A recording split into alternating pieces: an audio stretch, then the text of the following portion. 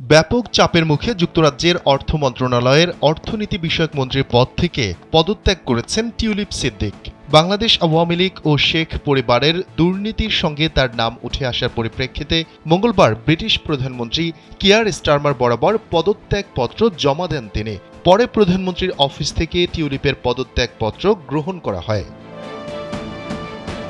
Tulip সিদ্দিকের স্থলে নতুন অর্থনীতি বিষয়ক মিনিস্টার হিসেবে লেবার পার্টির এমপি এমা রেনল্ডসকে নিয়োগ দিয়েছেন প্রধানমন্ত্রী কিয়ার স্টারমার। তাকে ক্লিন ইমেজের রাজনীতিবিদ হিসেবে বিবেচনা করা হচ্ছে।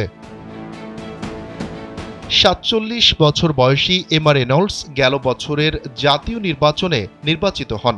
এমা রেনল্ডস বর্তমানে দক্ষিণ ইংল্যান্ডের ওয়াইকম্ব নির্বাচনী এলাকার প্রতিনিধিত্ব করেন।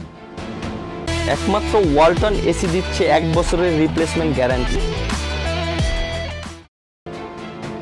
এর আগে ২০১০ থেকে ২০১৯ সালের মধ্যে মধ্য ইংল্যান্ডের বিভিন্ন আসন থেকে নির্বাচন করে আইন প্রণেতা হিসেবে দায়িত্ব পালন করেছেন তিনি।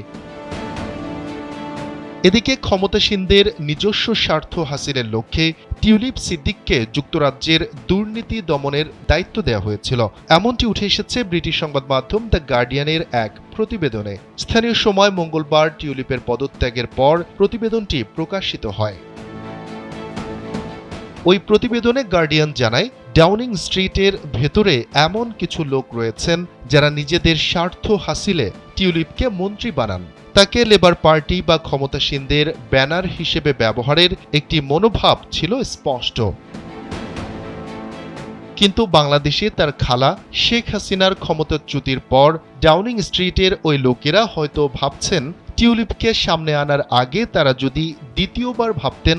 ক্ষমতাসীনদের এই মনোভাবের কারণ হচ্ছে তৎকালীন আওয়ামী লীগ সরকারের দুর্নীতির সাথে তার যোগসূত্রের মাত্রা স্পষ্ট হয়ে যাওয়া। প্রতিবেদনে আরও বলা হয়, যখন টিউলিপকে ব্রিটিশ সরকারের দুর্নীতি দমন মন্ত্রী হিসেবে নিযুক্ত করা হয় তখন শেখ হাসিনার সরকার ছিল বেশ প্রতাপশালী। পারিবারিক গাম্ভীর্য টিউলিপকে সবার কাছে সমাদৃত করে। লেবার পার্টির নির্বাচনী প্রচারে আওয়ামী লীগের নেতাকর্মীরা সহযোগিতা করেন। টিউলিপ সিদ্দিকের পাশাপাশি কিয়ার স্টারমারের প্রচারে নেতাকর্মীরা দিন-রাত পরিশ্রম করেন। কিন্তু বর্তমান বাংলাদেশ পরিস্থিতি যদি তখন থাকত, তবে ডাউনিং স্ট্রিটের ভেতরের লোকজন তাকে দায়িত্ব দেওয়ার আগে একটু চিন্তা করতে চাইতেন। শফিকুল ইসলাম শান্ত, কালবেলা।